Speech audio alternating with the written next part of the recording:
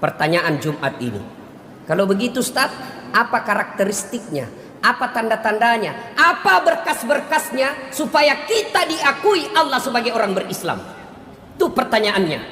Subhanallah, Allah telah menyediakan jawabannya dalam surah Al-Fat ayat 29 ketika Allah berfirman, Bismillahirrahmanirrahim.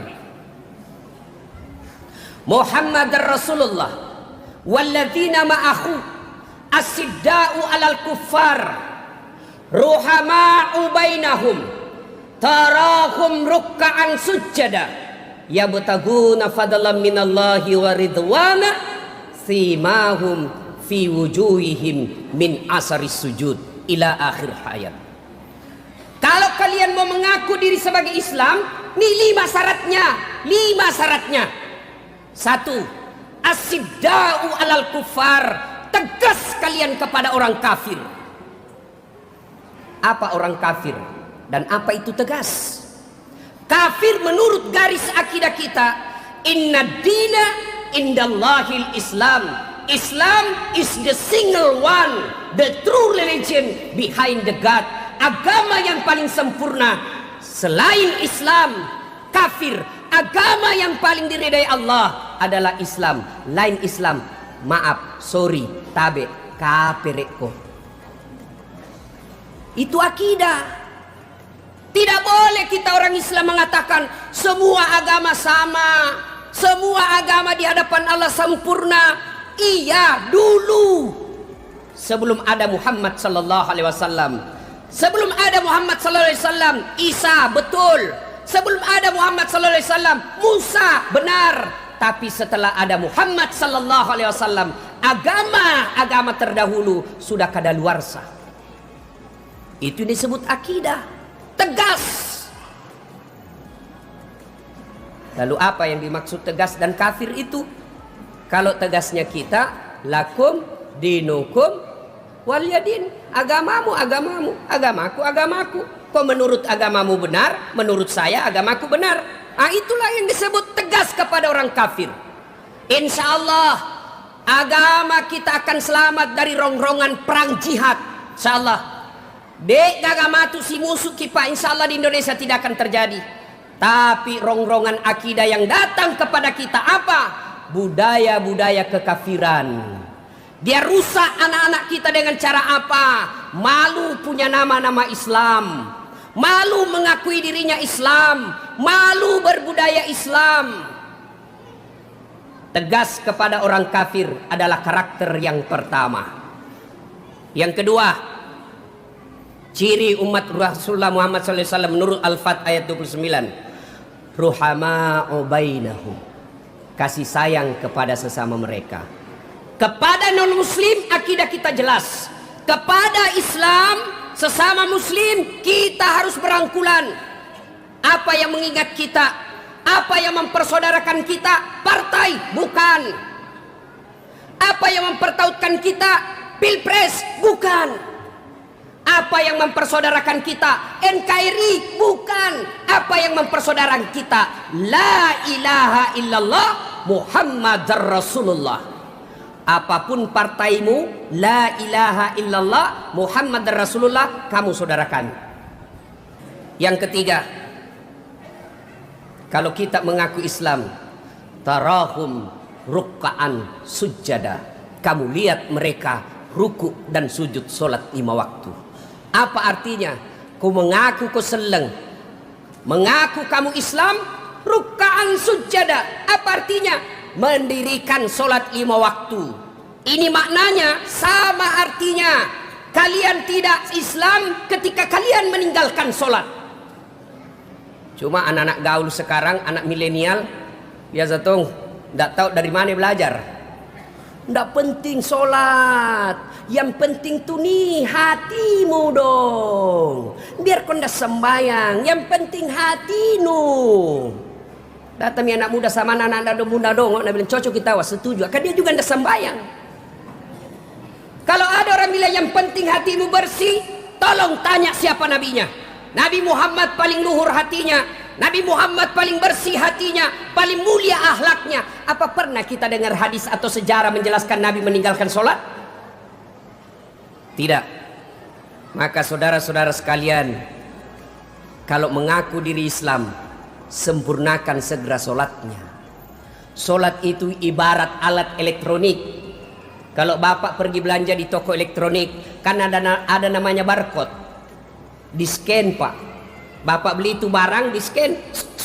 Kalau titik, berarti cocok ini barang, masuk daftar. Tapi kalau di scan, hendak muncul, ilegal. Kalau bapak sholatnya baik 5 waktu, scan, terang, Islam. Scan, tidak muncul. Berarti bapak bukan Islam. Bagaimana kita mau ngaku Islam, nah sembahyang Jumat saja modal tak? Jumat saja modalnya.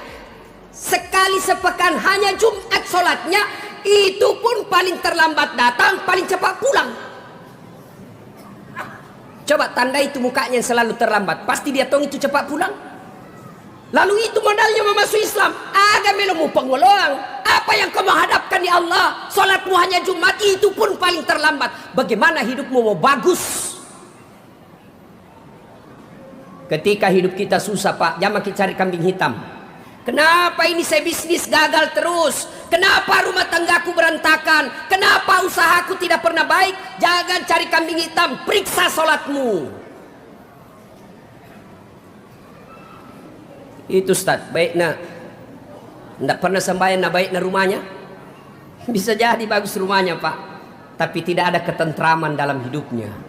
Banyak duitnya, tapi duitnya dia copon tampanting dari pagi sampai malam. Banyak memang duitnya, tapi apa dia pikir? Cari duit hanya untuk bayar bunga bank, utangnya di bank yang miliaran.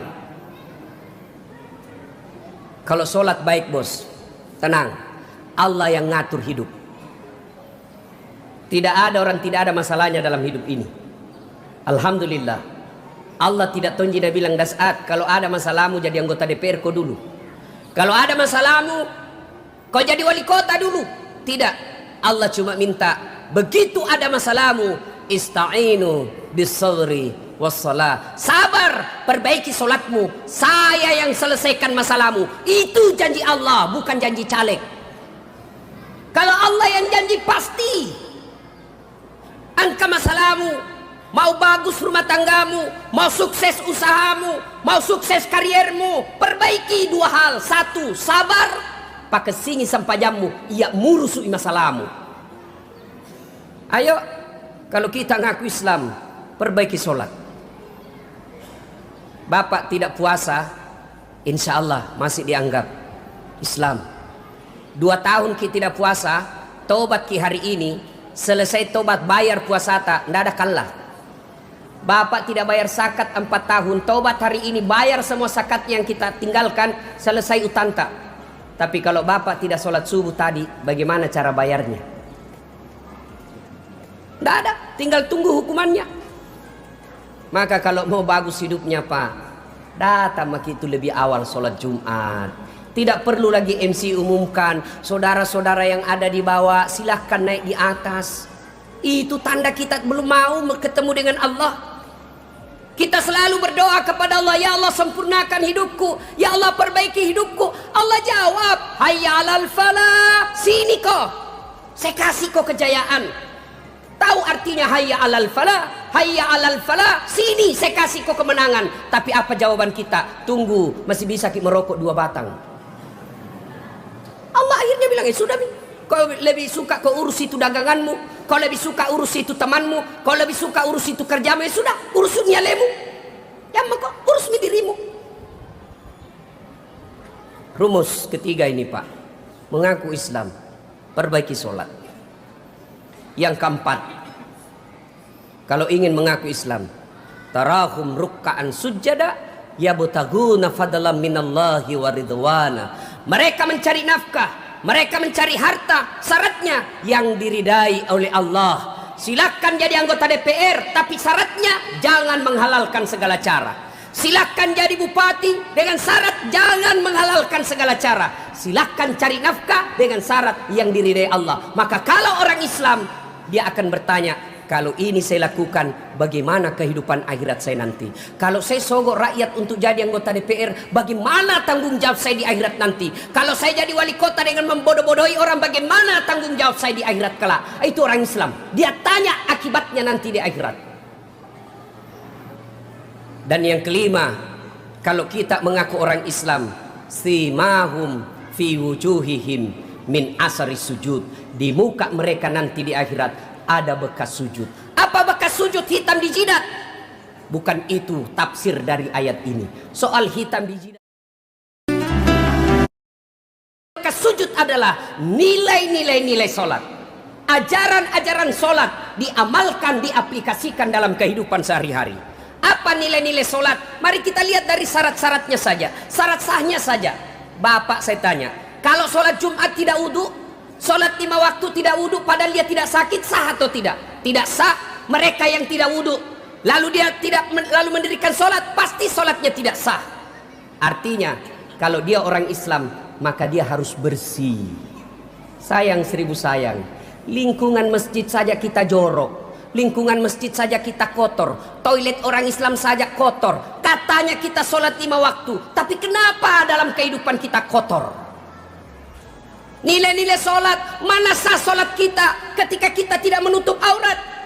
Orang yang solat hanya pakai celana dalam, tidak menutup auratnya, tidak sah solatnya. Ayo aplikasikan dalam kehidupan sehari-hari. Artinya apa? Orang Islam harus menutup aurat. Apa menutup aurat? Matandri sirina.